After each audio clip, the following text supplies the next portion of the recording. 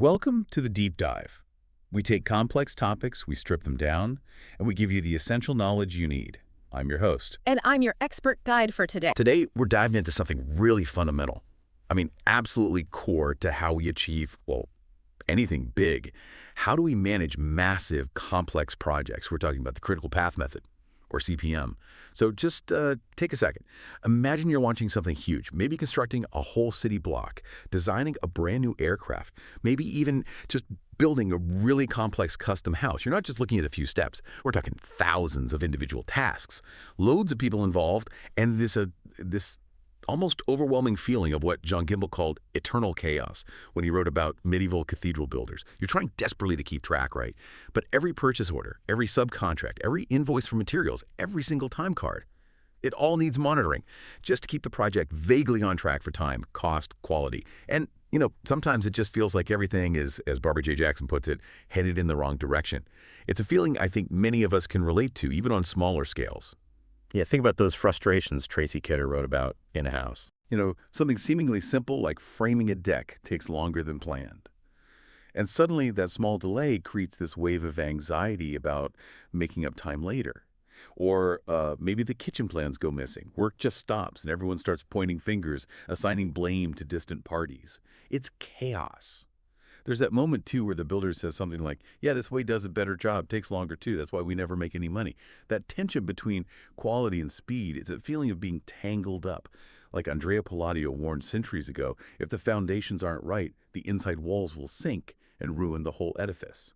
Everything's connected. It's a really common human feeling when facing complexity. And that feeling, that chaos, is precisely where the critical path method CPM comes in.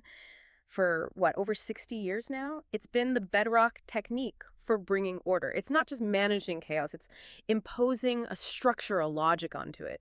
It was, like Louis Sullivan might say, a wholly novel plan revealed, a real breakthrough for navigating these incredibly intricate projects. Wordsworth talked about an intellectual mastery exercise or the blind elements. That's kind of what CPM does for project management. It's more than a tool. It's a systematic approach. It lets you map out thousands of tasks, understand how they all link together, these complex dependencies, and that's how we've guided some of the most ambitious projects imaginable. So what's our mission today? Well, we want to give you a real shortcut to understanding CPM inside and out. It's such a vital best practice. We'll trace its origins, which are actually quite interesting. We'll break down the core logic step by step. We'll explain key ideas like the critical path itself and something called float. And then we'll look at where it shines, what its limitations are, and how it fits in with modern tools and technologies. Basically, how the biggest projects actually get managed. Ready to dive in? Let's do it. Okay, so before CPM, how did people even attempt huge projects? Let's set the scene a bit. Think pyramids, Roman aqueducts, those incredible medieval cathedrals. It seems like large-scale building relied mostly on, empirical knowledge, right? Yeah. Skills passed down generation to generation, plus maybe some very local sort of ad hoc planning. That's largely right. There was immense skill, incredible craftsmanship, but not necessarily a unified analytical system for managing the whole process from start to finish, especially across different trades and phases. Right. Like, think about the Cluniac monasteries. Jean Gimple mentions there were 1,400 of them, and their construction really advanced building science in Europe. But he also points out that the early ones were often built of wood. Why? Because, incredibly, practically no one knew the whereabouts of good quarries, nor how to cut stone. Exactly. It highlights that lack of systematized resource management. You needed stone, a basic element, but knowing where to get it, how to quarry it, how to transport it efficiently, that knowledge wasn't widespread or standardized. No central planning for resources. In Gimple's description of a medieval building site, that eternal chaos, you picture people of all trades busy in a limited space, wagons everywhere, scaffolding hiding the work for decades. Meaning, as he says, the medieval townsman never saw his cathedral finished. It really drives home the lack of precise, integrated scheduling. These were often lifetime, even multi-generational projects. Predictability wasn't really part of the equation. And architects back then, like Villard de Honnecourt, their learning was, above all, empirical. Using simple ratios, often those standardized scales, because measurements vary locally. It was a form of planning, sure, but not analytical in the modern sense. Even complex Roman work like the Temple of Vesta, Wally-le-Duc, described layers of marble, travertine backing, iron cramps holding it together. It showed sophisticated assembly. But the method for managing the entire sequence across the whole project, it wasn't standardized or critically analyzed like we do now. It relied more on the master builder's experience and intuition, not a shareable, quantifiable methodology. So for centuries, human ambition kind of outpaced the tools to manage it systematically. When did that really become a major problem? That breaking point really came in the mid-20th century. Post-World War II, you had this huge industrial expansion, incredibly complex military projects. The scale and interdependence just exploded. Your traditional methods, like basic bar charts, they just couldn't cope. They showed duration, but not the crucial links between tasks. There was this urgent need, Drucker identified, to manage significant deviations both in time and in scale. The old ways felt, well, formless and chaotic, as Sullivan might say, when faced with this new level of complexity. And that's the crucible where CPM was forged. Precisely. Late 1950s. It wasn't an academic exercise. It was a practical collaboration driven by need. You had DuPont managing massive chemical plant shutdowns and maintenance, and the U.S. Navy developing incredibly complex systems like the Polaris missile program. Both were drowning in complexity, managing these huge, intricate initiatives with tight deadlines and massive budgets. So they teamed up. Yeah, they needed to bring scientific rigor to scheduling. Move beyond intuition to something analytical, predictable. And CPM was the result. Its initial impact was huge. It gave them a systematic way to optimize resources, spot bottlenecks before they happen, and, crucially, predict project completion dates with much greater accuracy. It brought a new level of control. Okay, so it emerged from this real-world need. Let's get into the nuts and bolts then. How does CPM actually work? What's the core logic? At its heart, it's about breaking things down. You take any project, no matter how big, and dissect it into its fundamental components, individual activities or tasks. So an activity is just a specific piece of work, something that takes time and uses resources. Exactly. It needs to be distinct and measurable. So not just build the bridge, but things like move in equipment, prefabricate abutment forms, excavate abutment #1, drive piles for abutment #1, specific actions. Like the examples in the Sears and Sears book on construction project management. Precisely. And the key challenge here, maybe the first real art form in CPM, is getting the granularity right. Meaning how detailed you make the tasks. Yes. Too broad, and you lose control. You can't see the details that might cause delays.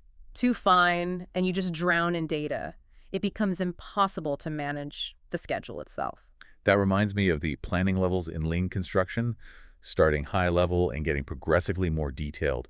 Master schedule, phase schedule, look ahead, down to individual work plans. It's a very similar principle. Finding that sweet spot, that Goldilocks zone of detail that allows for effective management and tracking without creating unnecessary complexity. Okay, so you've broken the project down into tasks. What's next? Giving them timings. Right. Once you have your list of activities, each one needs an estimated duration. How long is it going to take? This is where experience, historical data, expert judgment really matter. And these durations are usually in, what, working days? Typically, yes. Most professional schedules use working days, which immediately introduces some practical hurdles. Like what? Well, think about supplier delivery times. Vendors almost always quote in calendar days, right? A 30-day delivery. But your schedule runs on working days. So as Sears and Sears point out, that 30 calendar day delivery probably translates to maybe 21 working days once you factor out weekends, maybe holidays. So your scheduling software needs multiple calendars, or the scheduler has to make those adjustments manually. It requires care. And you also have to account for things you can't control, like weather. Absolutely. The standard practice is to estimate durations assuming normal weather. But you have to recognize, especially in construction, some tasks are highly sensitive. Pouring concrete, earth moving. You might need contingency time or specific risk plans for those. And durations tie into cost too, don't they? Intrinsically, this is critical. As Halpin and Senior explain, you have fixed costs, equipment depreciation, insurance interests that pile up whether work is happening or not. Then you have operating costs, fuel, wages, supplies that only occur when the activity is actually running. CPM lets you analyze both types of costs against the schedule, making it a powerful financial tool, not just a timeline. Okay, tasks identified, durations estimated. Now, for the part you said was the real magic, the dependencies. Yes. This is where CPM truly comes alive and shows its power over simpler methods. Tasks rarely exist in a vacuum. They're interconnected. The start or finish of one depends on others. CPM maps these logical dependencies. So the most obvious one is finish to start.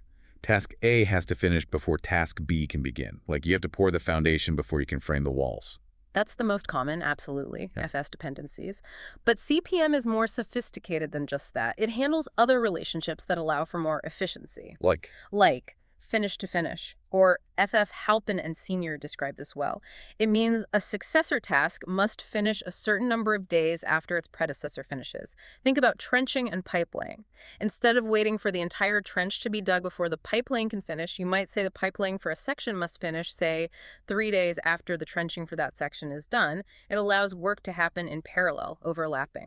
So it builds in that continuous flow. Much faster. Much faster, potentially. Then you also have start to start, SS. Task B can start only after task A has started, maybe with a lag. Think starting scaffolding erection a few days after foundation work begins. And start to finish, SF, which is less common but sometimes needed. For example, maybe the final quality inspection, task B, must finish before the site cleanup, task A, can start. It implies the inspection has to cover the whole work period. So all these tasks and their different types of links, Yeah. they form a network. Exactly. That network diagram is the core visual representation of the CPM model. It shows the work, the sequence, the order things must happen in, as Sears and Sears put it. It's like Palladio's warning about foundations. Again, understanding how everything connects is crucial, or the whole thing could fail. Precisely. CPM gives you the map to see those connections clearly. Okay, so we built this network diagram. Tasks, durations, all the complex links. What does CPM do with that map? This is the analytical heart. Once the network is built, CPM uses an algorithm, essentially a mathematical process, to calculate the longest path, the longest sequence of dependent tasks through that entire network, from the very start to the very end. That longest sequence is the critical path. And why is that specific path so important? Because it defines the absolute minimum time the project can possibly take. Think about it. Since it's the longest chain of dependencies, any delay to any single task on that critical path Will automatically delay the entire project's finish date. automatically and inevitably. There's no buffer on that path. It's the time-limiting sequence. If you want to finish the project faster, you have to find a way to shorten one or more tasks on the critical path. Nothing else will reduce the overall duration. That sounds a lot like the concept of bottlenecks from Eliyahu Goldratt's book, The Goal. It's an incredibly strong parallel. Just like in a factory, Goldratt says, an event or a series of events must take place before another. The critical path identifies those sequential constraints, those bottlenecks, that dictate the project's overall speed. And Goldratt stressed keeping those bottlenecks busy, right? Because any lost time on a bottleneck is lost time for the whole system. CPM highlights exactly where those project bottlenecks are in terms of time. He also warned that trying to trim capacity everywhere leads to trouble because of dependencies and variations. Exactly. CPM helps you see those dependent events clearly. It helps predict and manage those potential ripple effects of delays on the critical tasks, preventing the whole system from grinding to a halt or costs spiraling. It's about understanding the system dynamics. Okay, so the critical path is rigid. Any delay there hurts. But not all tasks are on that path, are they? Correct. And that's where the other incredibly useful concept from CPM comes in, float or slack. Float. So that's like wiggle room? Essentially, yes. Float is the amount of time a particular task can be delayed without affecting the project's overall completion date. It's the flexibility built into the non-critical parts of your schedule. Are there different kinds of float? There are. The two main ones are free float and total float. Free float is the time a task can slip without delaying the start of any task that immediately follows it. It's very localized flexibility. Total float is the big one. That's the total amount of time a task can be delayed without pushing back the final project completion date. Tasks on the critical path, by definition, have zero total float. And you can see this float visually on the network diagrams. Good time-scale diagrams clearly illustrate both types of float, as Sears and Sears mention. It makes the flexibility or lack thereof really visible. So what's the strategic value of knowing where the float is? Immense. First, resource management. This is huge. Let's say you have a critical path task that's falling behind, needs more resources, and simultaneously another task has, say, 5 days of total float. You can potentially move resources from the task with float to the critical task. Exactly. It's called resource leveling. You use the float strategically to shore up the critical path without impacting the deadline. The PMBOK guide highlights this as key for optimizing risk responses and navigating complexity. It also acts as a buffer for unexpected problems, right? Yeah. Like that subcontractor showing up 3 weeks late, as Barbara Jackson described. Precisely.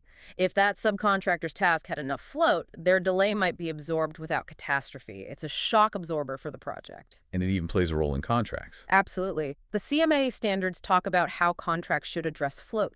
Is it owned by the owner, the contractor, or is it a shared commodity?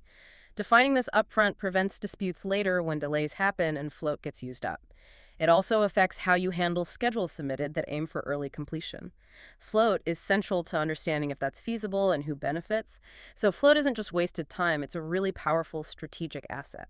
Okay, so CPM isn't just about drawing lines. How does it work in practice for planning and tracking progress? Well, it's both a powerful visual tool and a robust analytical engine. It provides a much clearer picture than simpler methods. For planning, you mentioned the master schedule. CPM helps define the overall phasing and sequence. Definitely. The CMAA standards emphasize its role in outlining phasing, sequencing, management, and implementation. You use it to set key milestone schedules like when the design needs to be final, when major procurements happen, things like that. And visually, those time-scaled networks make it easier to grasp. Much easier. As Sears and Sears note, they enhance comprehension and make it simpler to check progress on the job site. Milestones pop out. Everyone can see the plan more clearly. And critically, as Drucker pointed out, the method itself builds in accountability. You have deadlines for tasks, you measure results against those deadlines, and you get feedback. That feedback loop is vital for learning and adapting. Now, let's clarify the difference again. A lot of people use Gantt charts. How is CPM fundamentally different? It's a common point of confusion. Gantt charts are great visual tools, don't get me wrong. They show task durations against a timeline, like sophisticated bar charts, good for smaller projects, as CMAA says. But they don't show the links. Not inherently, and crucially, they don't automatically calculate or highlight that single longest sequence, the critical path. They show when things happen, but not necessarily why that sequence dictates the overall duration or where the real-time risk lies. So CPM adds that layer of logical analysis, identifying the critical path and the float. Exactly. That's the game changer. It tells you which tasks have zero flexibility and which ones have some breathing room. This lets you manage proactively, focusing attention where it's most needed. It helps you move from just reacting to problems to anticipating them, transforming that potential chaotic system into something manageable by focusing on the leverage points, as the goal puts it. So what does this mean for you, the listener? It means understanding true project risk and where to put your resources. It's about seeing the connections, like that committee worrying about relating buildings to their developments. The system matters. And it goes beyond scheduling into active decision-making and risk management. It's not static. How so? You can play what-if games. Absolutely. By changing durations or dependencies in the model, you can simulate impacts. What if this permit is delayed? What if we use a different construction method for that task? You can quantify the effect on the timeline before you commit. It helps optimize risk responses, as the PMBOK says. And knowing the critical path helps focus risk mitigation. Tremendously. You concentrate your efforts there. Maybe you transfer risk by subcontracting a critical specialized task. Maybe you retain risk by self-performing something you control well. Or you use risk abatement, changing the design to avoid a risky operation altogether, as Barbara Jackson discusses. Think about safety. A CM might stop work for safety reasons. That impacts the schedule, yes, but the CPM analysis and contract should clarify that necessary safety stops don't automatically grant time extensions or extra costs per CMAA guidelines. So it provides that framework for oversight, too, connecting day-to-day work with the big picture. Exactly. Governance functions need to monitor progress towards outcomes and link project teams to strategic goals. CPM provides the structure to do that effectively. It connects the tactical details to the strategic objectives. This is fascinating. But CPM originated in the 50s. How is it kept up? How does it fit into the digital age with tools like BIM? That's a great question. CPM hasn't stood still. Its principles have actually become even more powerful when integrated with modern digital tools, especially building information modeling, BIM. Talk about 4D CAD. What's that? So 4D CAD or 4D BIM essentially links your CPM schedule activities directly to the 3D objects in your BIM model. The fourth dimension is time. So you can see the building being constructed virtually over time. Exactly. The CMAA standards describe it as creating a graphically rich and animated representation of the planned construction sequence set against time. It's like a time-lapse video of your project being built before it starts. Wow. The benefits must be huge. They are. It's incredibly powerful for phasing, coordination, and communication. You can show stakeholders exactly how the project will unfold. You can spot clashes, optimize sequences visually.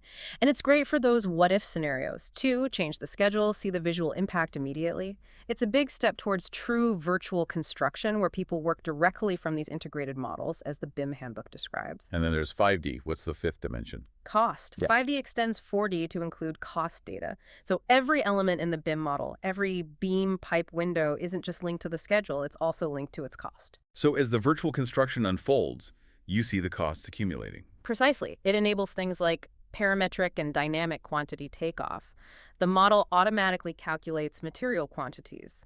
This leads to much more accurate estimates and frees up estimators to do more valuable analysis rather than just counting things. And ND just means adding even more dimensions, like sustainability or safety data. Potentially, yes. Incorporating other management parameters for even deeper insights into feasibility and reliability.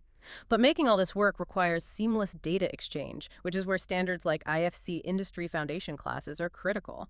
They define how all this rich building information, including schedule and cost data, can be shared between different software systems. It sounds incredibly powerful, integrating everything. It is. And what's really interesting is how these CPM principles also form the foundation for other modern methodologies aimed at efficiency. Like lean construction. How does CPM fit there? Well, lean construction focuses heavily on workflow and eliminating waste. CPM principles directly inform lean processes like look-ahead planning. Look-ahead planning involves identifying constraints, things that could prevent a scheduled task from starting or finishing smoothly, like missing information, delayed materials, unavailable crews. If a constraint can't be removed in time, the task is proactively rescheduled. That's pure dependency management applied dynamically. It's about ensuring work only starts when it can actually flow. Exactly. And this ties into systems thinking as well. CPM inherently deals with those dependent events, from the goal and the delays that Meadows and Wright highlighted as critical drivers of system behavior, often causing instability.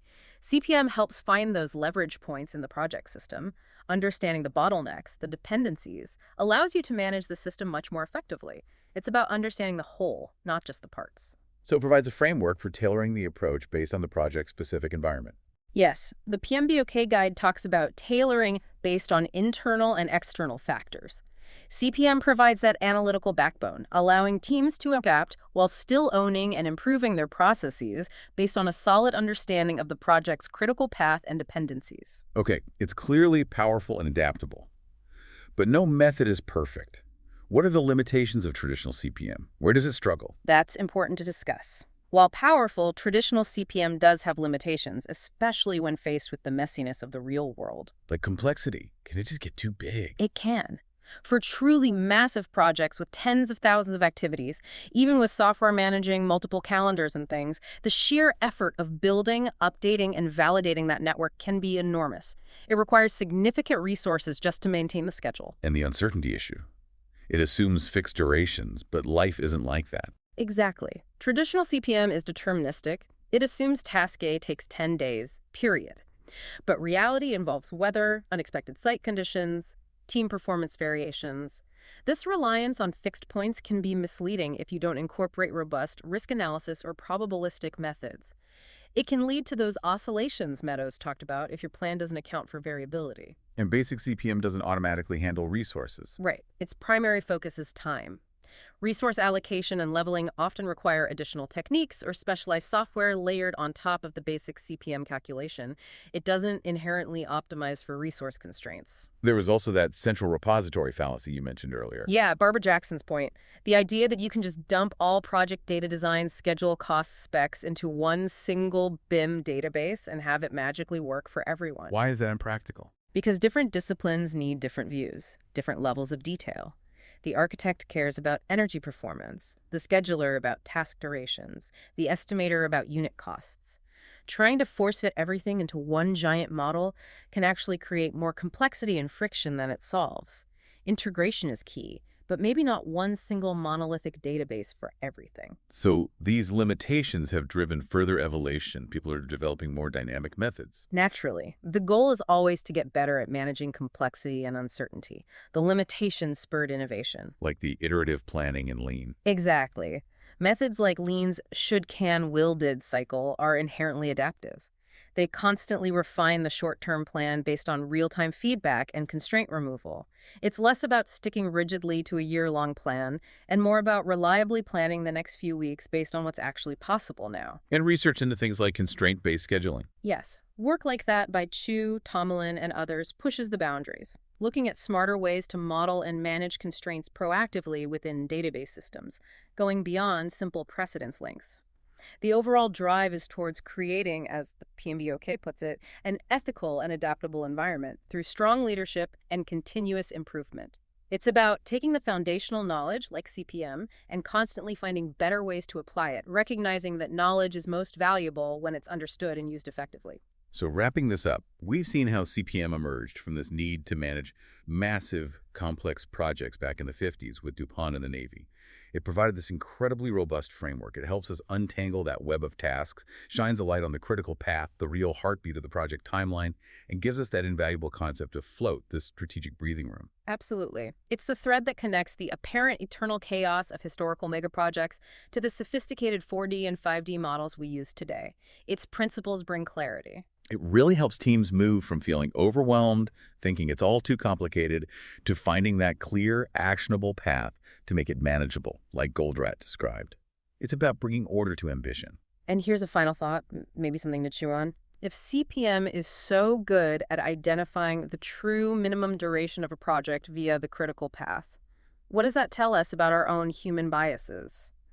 Our tendency to either overestimate or maybe more often underestimate how long complex things really take, not just huge projects, but maybe things in our own lives. And if we really grasp the power of understanding dependent events and the ripple effect of delays, not just in building schedules, but in any system, big or small, could that empower us to fundamentally rethink how we design and approach complexity everywhere?